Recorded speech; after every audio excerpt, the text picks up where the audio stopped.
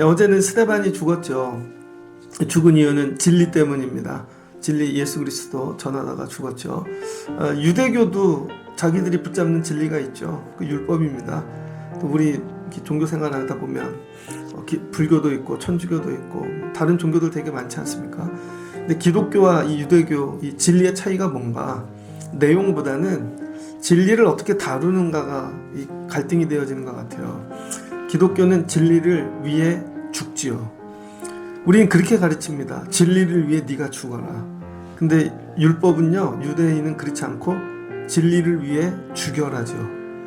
진리를 위해, 내가 가진 진리를 위해 저 사람을 죽입니다.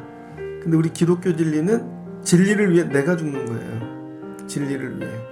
그러니까 살면서 나는 진리를 위해 내가 죽는 사람인가? 매일.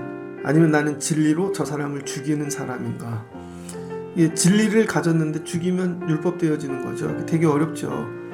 이 한 가지만 잘 감당해도 좋은 그리스도인이 될 것 같습니다. 오늘 하루 사는데 하나님 진리로 내가 죽게 하옵소서. 오늘 성령의 일하심은 먼저 시즌 1에서 성령 시즌 1은 모으는 거였습니다. 이렇게 사람들 막 모으고 고쳐서 모으고 은혜 받아서 모으고. 근데 오늘 시즌 2는 박해라는 걸 통해서 교회를 깨트리는 거죠. 성령께서 교회를 깨트리시네요. 왜 그런가? 흩어지라고. 그래서 교회론을 공부할 때 뭐 많이 들은 얘기지만 모이는 교회가 있고 흩어지는 교회가 있습니다.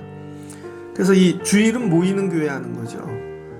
그리고 평일은 가서 흩어져서 삶 가운데 살아야 되는 거죠.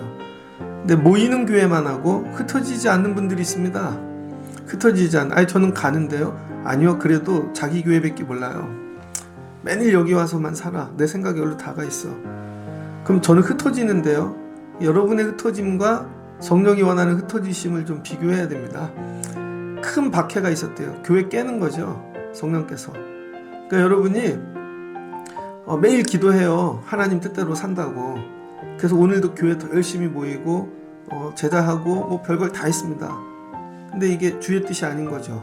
실제로는. 그러니까 하나님이 원하시는 건 그 정도 교회 했으면 됐어. 그만 깨. 그리고는 흩어지라고. 나중에 깨닫는 거죠. 왜 그런가?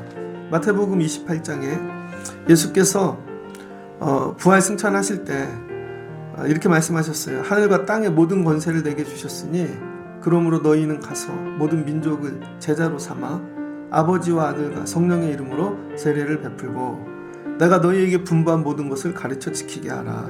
그러면서 볼지어다 내가 세상 끝날까지 너와 항상 함께 있으리라 하시니라.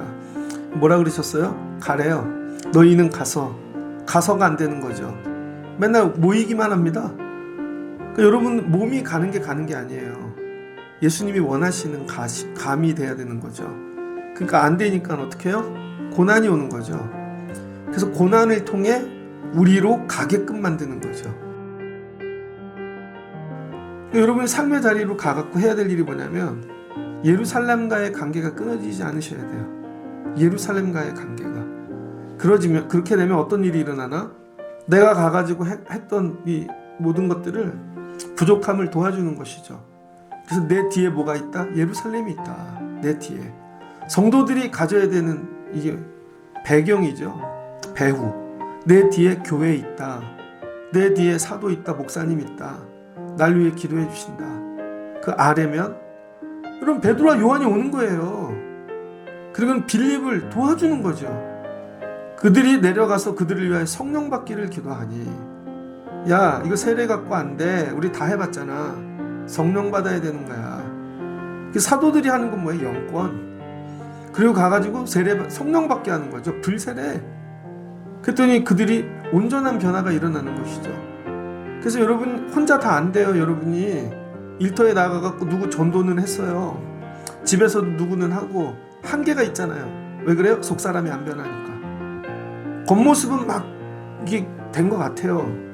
근데 실은 보면 속사람이 안 바뀌는 거죠. 기질이, 그 성품이. 그거 하려면 성령 받아야 돼요.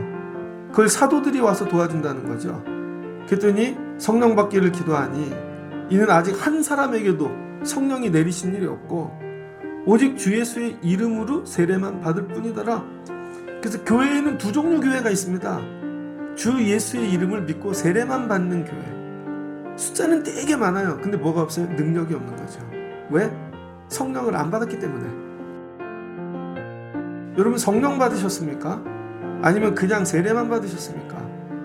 그래서 이 요한의 세례에서 불세례를 받는 교회로 변화되어야 된다는 거예요. 그건 뭐예요? 세상을 이기는 교회가 된다는 것입니다. 그랬더니 그들이 뭐예요? 능력을 받는 거죠. 능력을. 이게 하나님의 일하심이에요. 고난이 와서 내가 어쩔 수 없이 거기를 갔다고요. 선발대로. 그러니까 여러분 아무에게나 고난을 주시는 게 아니에요. 아, 고난을 주셔서 나 기도하러 여기 보내셨나 보다. 어쩔 수 없이 기도하러 왔다가 여러분 은혜를 경험하고 주의 뜻을 발견하고 거기를 가게 만드시고. 성령의 시즌2 뭐예요? 흩어져 복음 전하는 시대를 여는 것입니다. 여러분 삶에도 시즌2가 임하시려면요, 가서 전하십시오. 안 그러면 핍박이 옵니다. 고난이 옵니다. 매일 우리끼리만, 집에서도 식구들끼리 그만 사셔도 돼요. 맨날 붙어 있어. 교인들도 맨날 우리끼리만 붙어 있고, 저분들은 몇십 년째 지들끼리만 다녀. 막 우리끼리만. 아니라는 거예요. 하나님께서 좀 가라. 처음부터 얘기했잖아요. 예수님이 가서 유대와 사마리아 땅끝까지 이르되 내 증인이 되라. 그럼 뭐예요? 능력을 주신대잖아요. 가서 내 제자 되게 만들어. 시몬 고치잖아요. 너 앞에서 선발대 해. 뒤엔 내가 책임져 준다니까. 그럴 때 세상을 이기는 것입니다.